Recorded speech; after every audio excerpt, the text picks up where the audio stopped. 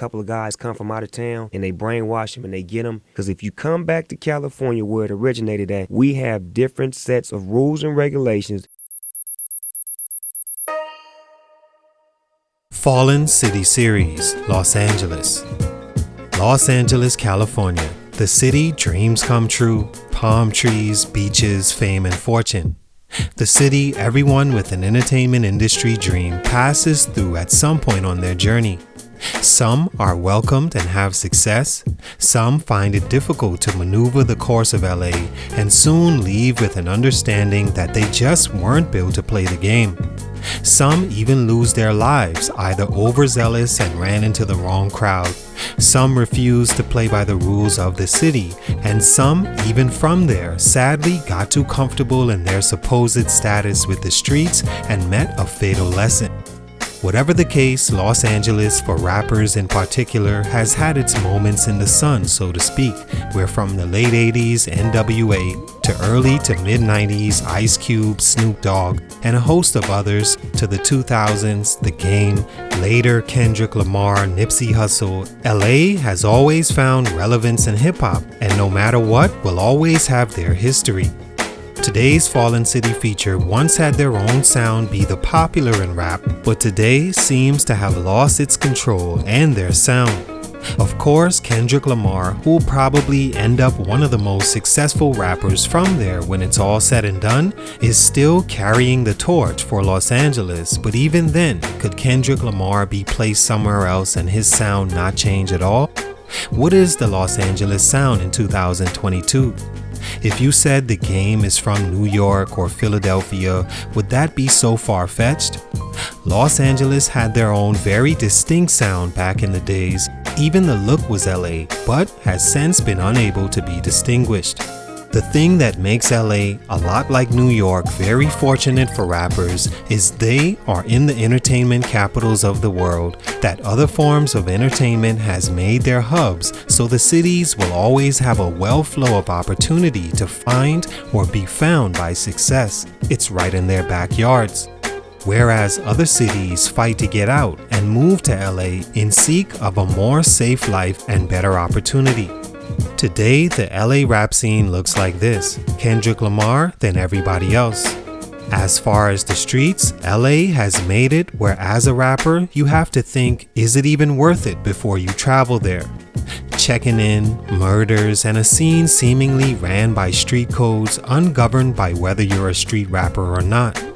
What happened to Los Angeles as far as their sound, along with all the bad that comes with traveling to the city, making it lose its place atop hip-hop? Let's talk about it. It's your boy JC, Stunt Growth Music. Let's get it, man. Y'all ready to keep this thing moving? The West Coast has an extensive history in hip-hop and has been around since the beginning. Some even believe the significance of the West Coast parallels the East Coast dating back to the 70s with b-boying, graffiti, and MCing. Los Angeles was always at the forefront of West Coast hip-hop, mainly because, like mentioned, they are in the backyard to dreams coming true.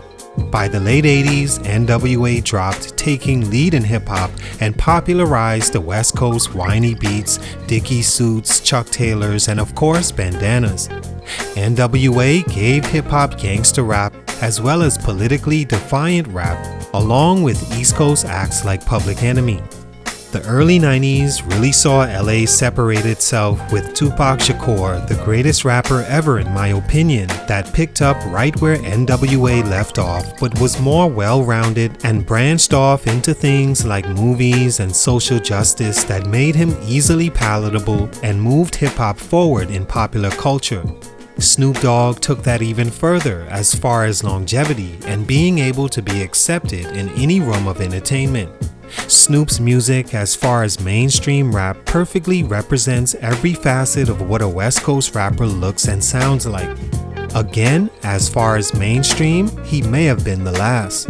The Game had a run, but potential foiled for his own stunted growth reasons. Nipsey Hussle was scheduled to be the evolvement of Snoop and Tupac before his demise, leaving Kendrick Lamar the only mainstream rapper in place to hold the flag for Los Angeles. Many deep reasons you can't possibly understand without being from or living there that could explain the fall of LA in hip-hop, but for these three growth stunts, I think LA has lost its position. Stunt number 1, losing their signature. We touched on this earlier, and to me, it's the biggest travesty of Los Angeles rap. At whatever point, it seems they have lost their signature sound and style that made them who they were. In today's popular music, an argument can be made that LA no longer has a signature fingerprint in hip-hop. Back with NWA, Death Row, the Ice-T's, and exhibits of the genre, LA had that signature something that made them different. It sonically gave you a musical visit to the city of LA in its bright and darkest moments. As time went on and after the death of Tupac Shakur, LA as a sound has hung by a thread. Snoop Dogg became its biggest representative, still embodying the feel of LA, and has done well in his representation of its culture. From the streets to the industry, Snoop Dogg is a respected artist and has been for over 30 years. From gangbanging to his West Coast drawl, Snoop is LA as a rapper can be. But his sound and look has since faded for LA, with Nipsey Hussle being its final rendition. The Game before him, but I've always felt The Game has a more versatile sound that he could manipulate to sound like wherever he wanted to, not distinct to LA. With that said, The Game was the newer age West Coast artist and still put on and represent the city well until recent. His first 3 albums are classics to me, and as far as his image, LA was well represented. Kendrick Lamar falls into this category, but even more, he transcended just being from LA, even though his music still depicts imagery of the city. He modernized the signature, but then how signature is it when you gray area whatever it was? Not saying we don't know these artists represent LA in their sound and image, but on a mainstream level, their sound and image are few and not close enough to the signature LA once had. Stunt number 2, street politics. As of recent, probably the biggest growth stunt for LA is the street rules that have aggressively governed the hip-hop scene more and more as time went on, and it's strangling LA's existence in hip-hop. For a time, LA has been a place where entertainers go and fall victim to robbery, burglary, extortion, and even murder. The East Coast-West Coast war was the biggest misfortune for LA hip-hop because it drew a line that will exist forever. One that said, we are from this side and you're not. When you come here and we know you're here, you either pay a tax, aka check-in, or you hide until we find you and possibly take your life. Since then, LA street politics evolved from fighting amongst each other in music about colors or where you're from, to now outsiders being targeted in some way to either extort their freedom or harm them for not playing by the rules. These politics have recently taken the lives of Pop Smoke, PNB Rock, and even locals like Drakeo the Ruler and Nipsey Hussle.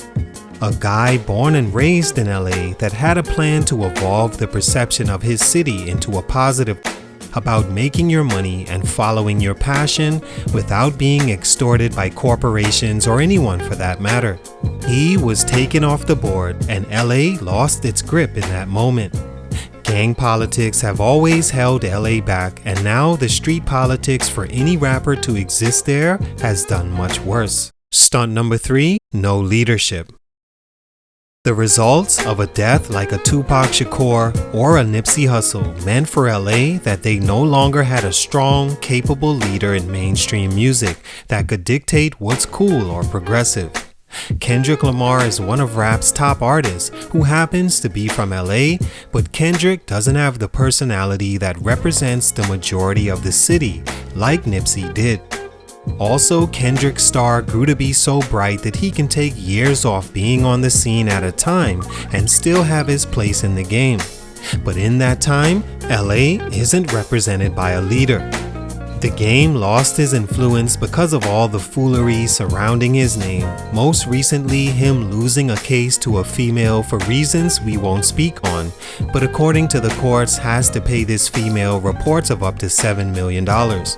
This makes the females not like him as much because of his alleged acts against women, and the men won't support because we don't want to support taking an L, and essentially we are paying a bag chaser for her to exist on Instagram and other narcissistic apps. That leaves hip-hop in LA on a mainstream level to be ran by people like the Big U's and Whack 100s that are seemingly implementing their own quote check-in beliefs to the music scene with an or else tag to it that is only bringing down the city if an artist won't feel comfortable there or even make there a home and pump more opportunity into the LA hip-hop scene. All in all, LA is still a huge place for artists to be birthed and find success, so there will always be a place in hip-hop for LA. But with all the natural gifts LA has, it should be higher on the pyramid or dictating what's hot or not along with the East Coast. They've had their run, but the dominance is long gone, and mainly for these reasons. It's your boy JC, Stunt No Growth Music, and I'm out.